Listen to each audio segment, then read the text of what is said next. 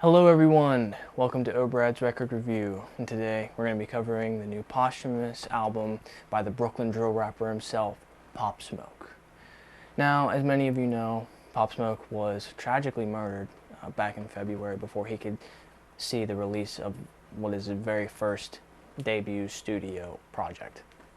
And before I go any further into this review, before I talk about anything else, I just want to say rest in peace to Pop Smoke.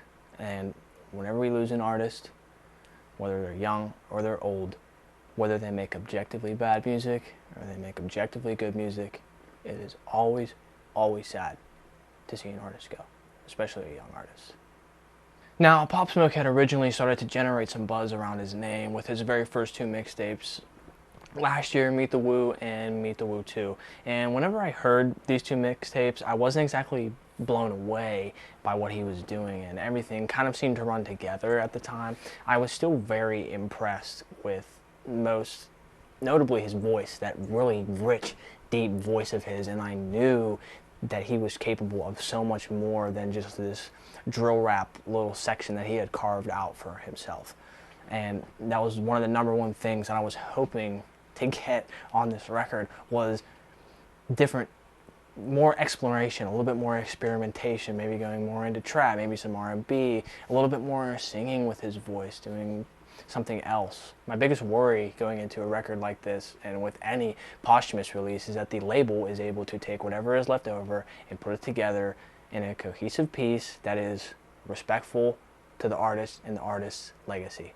Because as we've seen in recent years, record labels do not always do that for some of our very beloved artists. But without further ado, let's get in to Shoot for the Stars, Aim for the Moon by Pop Smoke. So as always, we gotta take a look at the artwork first. But before we talk about what ended up being on the final cut of the record, I want to talk about what they were going to put on the final cut of the record. This low effort, just absolute disgrace of an album cover. I cannot even think that they fathomed for a second that this could be the cover for this album, and I'm so glad that they listened and they changed it for the final release. What ended up being on the final release is so much better. The chrome rose is very subtle. It's very subtle. I like it. It's very neat. It's nice to look at. It has nice textures with the dark, and it's wrapping around it, and the light is shining.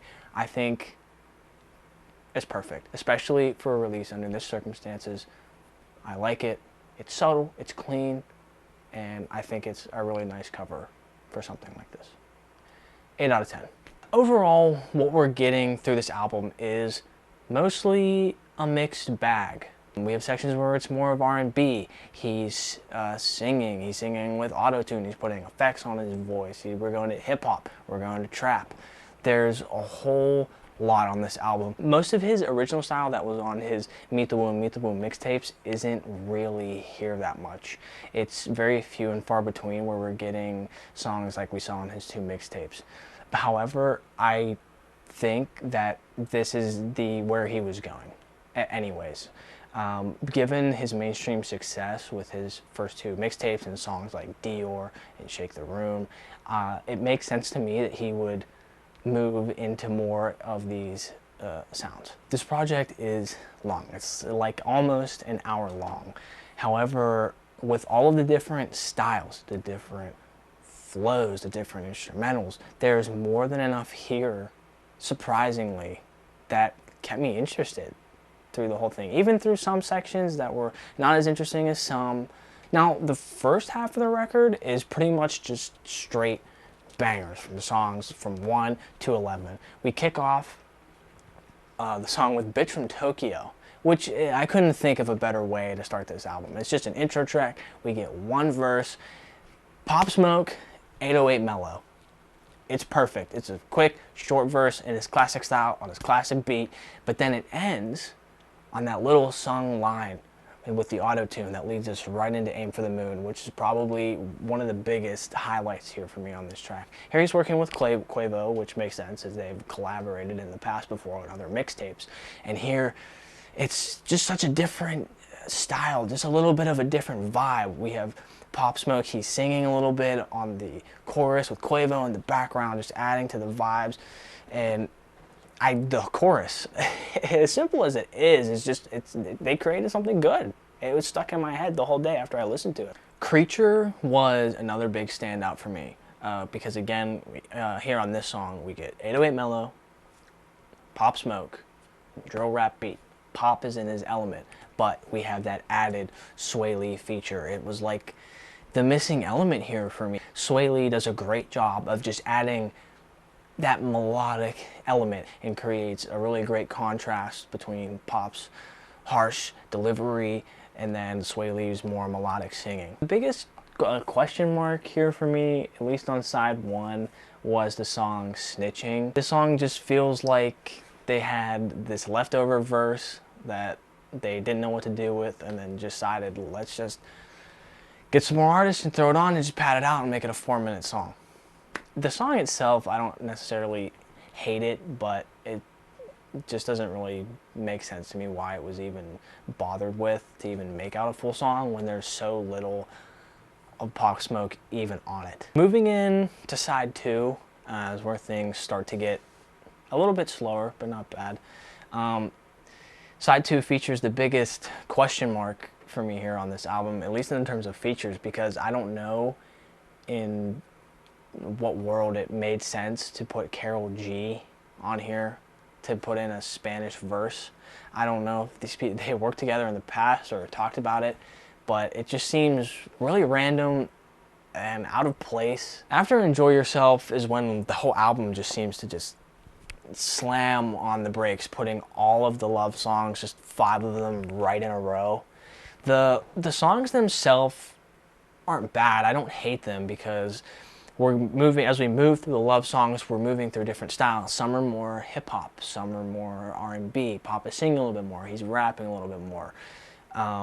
So it kept me interested enough listening through them. I just wish that maybe they had been distributed a little bit more evenly throughout the track listing, because I was just raging from 1 through 11, and then we get to 13, 14, 15 or whatever, and now it's just love song after love song after love song. It just kills the pacing a little bit for me. However, we're able to break out of the love song streak with God on Me, which is, again, another highlight for me on this album.